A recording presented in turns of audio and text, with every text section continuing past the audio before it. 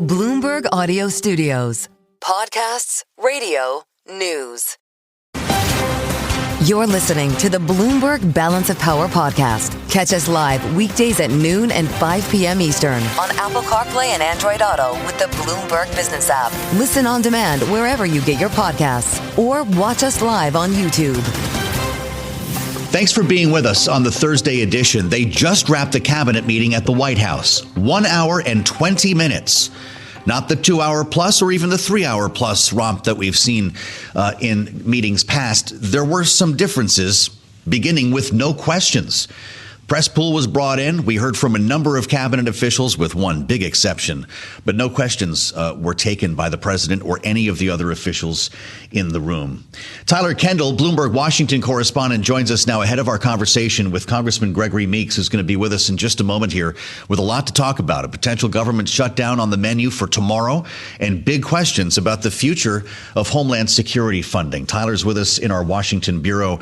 An hour and 20 minutes, no questions, also no Noem. Yeah. Kristi Noem was never called on. Right. That seems to be pretty shocking, or maybe not shocking at all, considering she seems to be the cabinet member who has been most in the news recently after we saw this recent reshuffling on the ground in Minneapolis. We saw the border czar sent in, Tom Homan, replacing the chief of border patrol, Bovino. And even though that's not directly Kristi Noem, instead, what was sort of the underlying here is that Homan is going to report to Trump, not to the DHS secretary. So it appears to have been pulling her back after what happened in Minnesota. Still, the president has maintained that he has full confidence in her. He's been asked directly whether or not she's going to leave her post, even as we've heard what's been an increased outcry on Capitol Hill, including some Senate Republicans like Tom Tillis, Lisa Murkowski, saying that she ultimately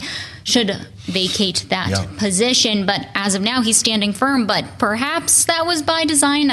I think that probably would have been one of the questions if reporters had been afforded that opportunity. Yeah, well, that's for sure. And I'm sure they would have asked about the potential for a shutdown tomorrow as well. The president did say, though, that nobody wants a shutdown and he's working with Democrats. That was about all we got there. As we look at the guidance today from the White House, there's one big event at the end of the day, Tyler, and that's the premiere of the Melania documentary. This is going to take place, I believe, at what we used to call the Kennedy Center. The president, first lady, but the guest list is remarkable. Beyond those who were in the cabinet room, Jordan Belfort, the Wolf of Wall Street, reportedly Eric Adams will be there. Gianna Infantino's got to be there. Dr. Phil. Who else do we expect? I also saw the rapper Waka Flocka Flame is going to be there as well. We know that this is something that the president has been looking forward to. He's talking about it a lot. He himself is going to appear at the Kennedy Center as they try to promote this movie and perhaps Melania's position in the administration, as we haven't heard as much from her perhaps this year, but she has taken on some initiatives. Of course, we know her Be Best campaign when it comes to cyberbullying, and also her efforts when it comes to the Russian-Ukraine war and helping those Ukrainian children that were taken from her home. So it'll be interesting to see what her comments are focused on ahead of this release of this movie. I guess the after parties are going to be quite the story tomorrow. With the latest on Waka Flocka Flame, that is Tyler Kendall, Bloomberg Washington correspondent, because, well, it's 2026.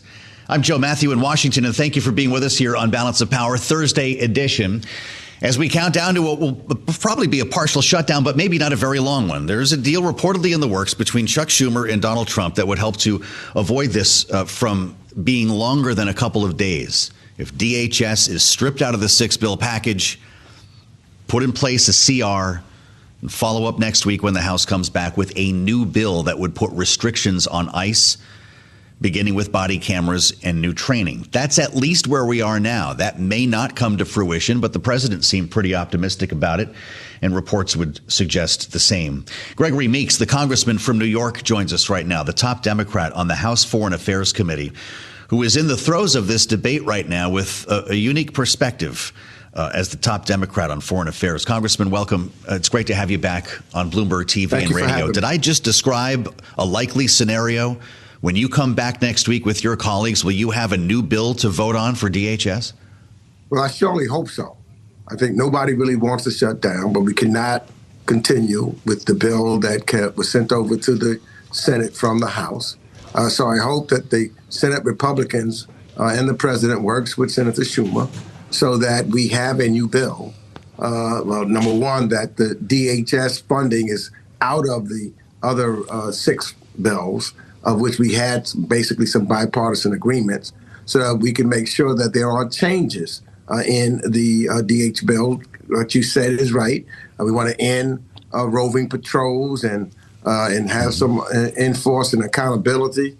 We want to make sure that there's an increased transparency. We get rid of no judicial warrants, no mask. We can't wear masks. So I think that if that kind of dialogue and conversation is taking place, and I hope that Senator Thune works with Senator Schumer to pass a bill with those kinds of things in them, then we will be able to vote on a new bill when we get back on Monday. I guess the question is, will it pass the House? Because you know well that there are some strong objections in the Freedom Caucus and in other quarters of the Republican conference. But Congressman Meeks, today we saw Ron Johnson, Tommy Tuberville, Mike Lee, Ted Budd, and Rand Paul all vote against the bill that was brought to the floor, this procedural vote. What does that tell you about a likely passage in the House? Well, I think that it should pass. All we really need in the House is 3 to 4 Republicans to vote with us. And if they see that some of the Republican senators, will stand and do the right thing, that should give them the coverage to do the same thing also. Look, the situation as we see with reference to ICE is completely out of control. Accountability is not an option. It's a requirement. And Congress has that requirement of making sure that we are holding individuals accountable. And so I think that's what is at stake. That's not even a Democrat or a Republican issue. It is basically standing for doing the right thing when we see American citizens being gunned down in the streets by ICE agents. We talked with Robin Kelly a couple of days ago, Congressman, who has drafted articles of impeachment for Kristi Noem that I believe you have co-sponsored, you have signed on to. Where does that effort stand? And is her removal one of your demands for a deal? Well, absolutely. I mean, it's critical. You see an individual who is not ready, she's never been ready for the job that she has. When you make the kind of statements that she made immediately after both the shootings of Renee Good, as well as Alex Preddy, without any evidence, other than what your actual eyes have seen that took place, it just shows that she needs to be gone. And so, Donald Trump used to talk about, in his reality TV days, et cetera, you're fired. So either he says you're fired, or we should continue to move forward with a motion to impeach her because she clearly is not the right person for that job. Well, you've been around Washington for a minute, Congressman. What did you make of the fact that the president didn't call on her just now? It was an hour and 20-minute long cabinet meeting, no questions. And of all the cabinet officials he asked to speak, she was not one of them. Does that tell us anything about her standing? Well, I think that it does. It also tells us, though, that the president is not being transparent either. We need to have transparency from the president of the United States of America. Some of this that's taking place, doesn't have clean hands in this. When you look at how and what he has said about people in Minnesota, why he sent 3,000-4,000 troops there to call this surge, in the language that he uses in regards to many of the citizens there, how he's attacked its governor and its mayor, he is the one that set the stage for what took place. And to my mind's eye, it's similar to how he set the stage to what took place on January the 6th. They're one and the same. So her standing should be, in jeopardy. But we've seen, unfortunately, this White House, those that have attacked law enforcement officers, in January 6th, he's pardoned them. And in this case, those who are killing innocent American citizens, and how, even if you look at how they are going after, for example, 5-year-old Lamb Ramos, That's not what the American people want. That's not what we stand for. We want to make sure if you're going after criminals, those who've been convicted of felons, we want them gone. That's what the people wanted, and I want, to be quite frank. I think there's no partisanship therein. But to do what he has done, set the stage that he has, and then try to hide behind it is not what we need from a president of the United States. But we do need him to stand up. If he really means something, want to really show something, fire Kristi Noem. Yeah. Fire her now. Wow, Congressman. There are a couple things I want to get to you with our remaining time here as ranking member on House Foreign Affairs. What are you hearing? What do you want to see happen with Iran? The president, as he says, has put a massive flotilla, another massive armada he's characterized larger than what was put off the coast of Venezuela. Are we about to strike Iran again? Look, if the president feels that there's an imminent threat to the people of the United States or there's a real need to have a military strike on Iran, he should come to Congress first, give us that information so that we can make authorization on the utilization of military force or a War Powers Act. So if, in fact, that's the case. And as well as, I think it is tremendously important to make sure that we're talking to all of our allies in the region, because they are ones that are in direct danger of any other kind of activity that Iran may do in retaliation. So I would also make sure that we're in close dialogue and conversation, and I would want to hear that with the Saudi Arabians, with Israel, with the Jordanians, that they all are affected by that, and making sure also that we're not undermining the people that we want to help, because very clearly we stand with those brave Iranians who are fighting for freedom within their own country. This did not happen because of the United States or the United States urging. This happened by an organic group of Iranians who are proud and strong and tired of their authoritarian type government that's been ripping off the people for a long period of time. And so what does this mean to them and how that apparates all that has to be looked at and considered before there's a strike? Well, that's a lot to consider. And if it takes place in the coming days, Congressman, we'd like to talk with you about it. Let's go local before you leave us. You've got a new mayor in New York City, and he's calling for higher taxes on the rich to address what he describes as a fiscal crisis for his city. Do you support that effort? No, look, what I support is let's try to figure out how do we make things more affordable. There's got to be ways of which we're talking about this. I think that there's some areas of where individuals be ready to step up and do their fair share.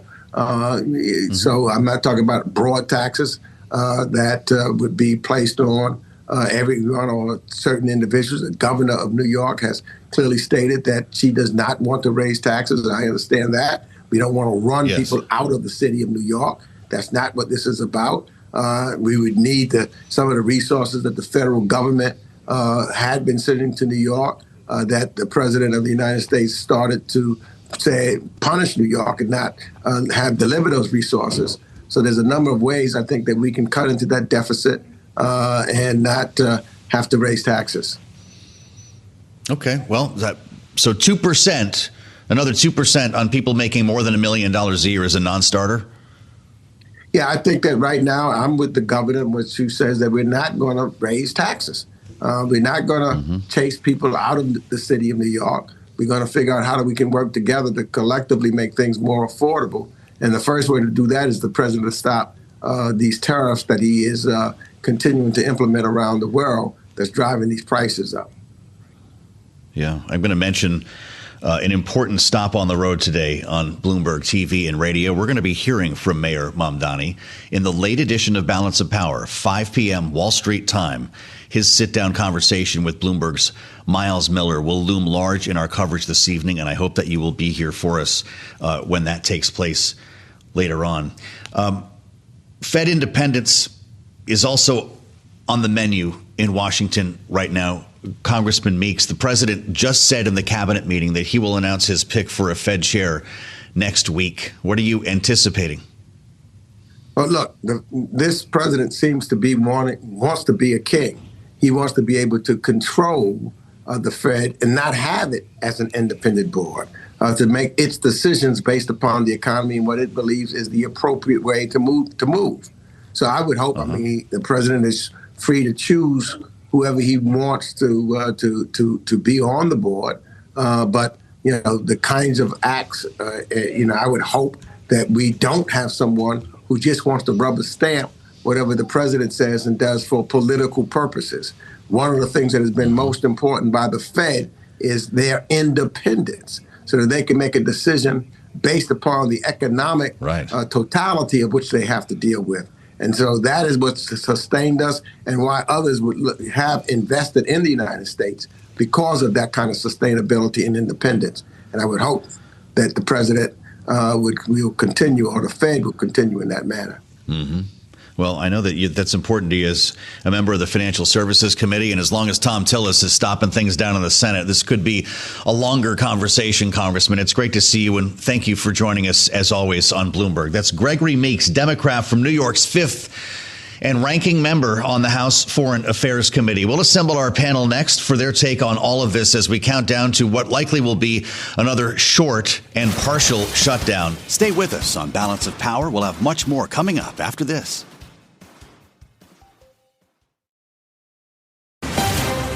You're listening to the Bloomberg Balance of Power podcast. Catch us live weekdays at noon and 5 p.m. Eastern on Apple CarPlay and Android Auto with the Bloomberg Business app. Listen on demand wherever you get your podcasts, or watch us live on YouTube. Thanks for coming along today. Thursday edition, we have news. The bills failed, which should come as no surprise if you listen to this program. This was the combined 6-bill minibus, as we call it, including the Department of Homeland Security, right? Each agency gets its own bill. This is how we keep the government from closing. This 6-bill package, though, failed because of that one bill. And there's a deal in the works, supposedly, reportedly, and the president acknowledged it today, says he is working with Democrats. That's between Chuck Schumer and Donald Trump to craft other bill that would be voted on presumably next week when the House gets back, that would put restrictions on ICE enforcement, body cameras, training, and the rest. We've been talking about this now for days. So if they put a CR on DHS, let's get to the alphabet soup. We avoid a shutdown. Actually, the other agencies will be made whole, and then next week the restrictions would follow. That's the perfect case scenario. And when we heard from John Thune, of course, the Republican leader, the majority leader in the U.S. Senate yesterday, he gave us his take on these possible negotiations. Listen. A government shutdown is not in anybody's interest. If there are things that the Democrats want that the administration can agree, with them about, then let's do that. This is not border security. This is not law and order. This is chaos. Senate Democrats are united on a set of common sense and necessary policy goals that we need to rein in ICE and end the violence. Thune and Schumer, we already heard from Trump in an hour and 20-minute long cabinet meeting. So let's assemble our panel for their take. Republican strategist Maura Gillespie is with us from Blue Stack Strategies, and Democratic strategist Archie Siddiqui is with us as well. With me here in studio, founder, CEO of Bellwether Government Affairs. It's great to see you both.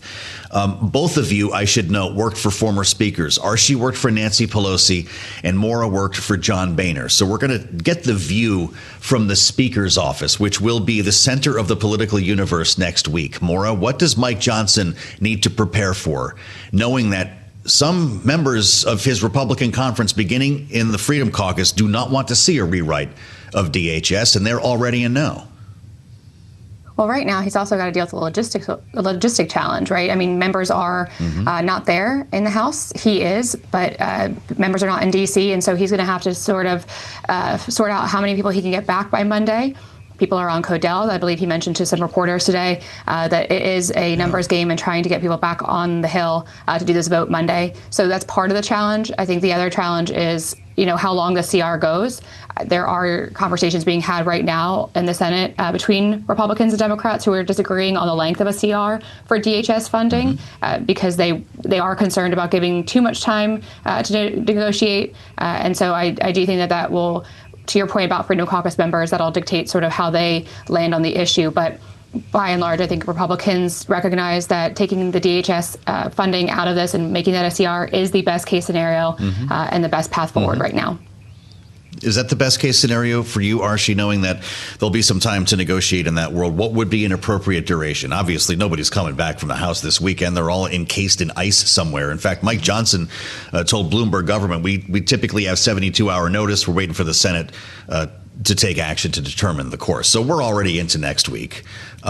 Funding lapses. Well, I guess in that one agency, or I guess it would be all six if the House didn't get a chance to follow up on that vote. Is a week enough? Is it weeks? Well, I think two points. One is, there could be an exploration of a UC in the House. Yep. As you know, the Speaker has quite a bit of latitude on how he deals with the floor. That would take a Christmas miracle, though, would it not? I think at anything the end of unanimous in the House right now. Well, if all the members aren't back, that's one piece. And then other piece is all roads lead back to Donald Trump, right? Mm-hmm. And this deal is fairly straightforward in terms of these protections, in terms of training, background checks, et cetera. So it is something that can be put together quickly. I do think time is of the essence, so a short-term CR makes sense, but too much time, I don't think helps move this process forward. Are you encouraged by the Republicans who voted no today? I think it was a good... Mike Lee, Tommy Tuberville, it's not just Rand Paul is the point. Absolutely. And this all goes back to civil liberties and an assault on constitutional protections, which is what we've seen on the ground in Minnesota and actually in other instances across the country. Yeah. Maura, how should Mike Johnson read that? When you see the names of the R's who voted no, Ron Johnson, right? Not a moderate, Tommy Tuberville, Mike Lee, Ted Budd, and yes, Rand Paul. How does that help set your focus on what might come from the Republican conference next door? Well, it reminds him that the crux of the issues are those constitutional issues. And I do think that you're also seeing a bit of the fraying of having given so much authority to the president and to the White House in terms of things that should normally be, decided by Congress and involving Congress in conversations that require votes from congressional input. And so you're seeing that frustration and really the drawing of a line in the sand here by some senators who feel as though this is going too far and they're going to clamor back some of what they believe their constituents are asking them to do. I did think it does give him some room to convince maybe some of his hardline members in the House to point to those members and say, here's what Senate Tuberville did. Here's what Senator Lee did. Kind of look to them and try and convince them to go with him on this minibus journey that they're now going on. And I think that'll help him steer the ship back to where it needs to go. I do also think that President Trump not taking questions at the end of that cabinet meeting today signals to me that he is really serious about having these conversations and negotiations. And that's a positive because otherwise, he would be lamenting more or less to the press or trying to get, Senate Democrats to bend to his will. But here it shows that he is actually making the good faith effort to get a solution. And that's a positive, not only for Congress, but for the American people. That's a really smart observation, Maura. We can look at this a couple different ways. He did not call on Kristi Noem, and I'm sure there were multiple reasons for that. But in an hour and 20 minutes to not go to questions means something. I mean, look, this could have been a 3-hour-long cabinet meeting like we had a couple of months ago with endless questioning. He clearly doesn't want to spoil what's in the works here, huh? I think the stakes are really high, and we've seen 2 U.S. citizens. We saw that over and over. It's playing on cable TV constantly. Right. So I think that kind of goes back to the issues, and then we go back to the constitutional protections. I think those Senate votes do really indicate. We're talking about freedom of speech, the right to actually protest peaceably, right to bear arms. All of these issues are coming out in full force on the streets. And then we haven't even talked about the economic impacts in terms of across the country what these indiscriminate raids are doing to folks who are actually staying back at home, not working in hotels, restaurants, all of that. That's also a drag on the economy. Well, I'll tell you what, this all brings us back to the state of Minnesota. We probably would not be having this conversation if it were not for the fatal shootings in Minneapolis. And we've got pretty big news on the governor's race there. First, it was a shocker when Tim Walz says he was not running for re-election. Now, as Some saw coming in the last couple of days. Amy Klobuchar is going for it. The senator announcing she is running for governor of Minnesota, where, of course, this entire story has been swirling. And she's up with a video. That's the way you do it now to announce her candidacy. Watch and listen. I am running for this job for every person who wants their work recognized and rewarded. For every Minnesotan who wants to buy their first home. For every parent who wants a better world for their kids. I'm running for everyone who wants more affordable health care, for every student, farmer, dreamer, and builder. And I'm running for every Minnesotan who wants ICE and its abusive tactics out of the state we love. What do you think of the presentation? Are she going right for, if you're listening on the radio, she's showing the streets of Minneapolis at this difficult time, going right for the issue that's driving this whole debate?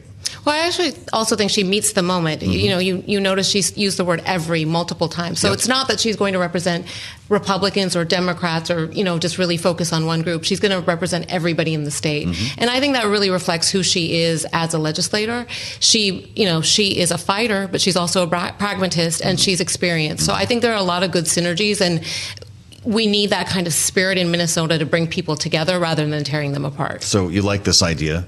Minnesota backed Kamala Harris over President Trump by 4 percentage points in the presidential election. Maura, what's this race going to be like?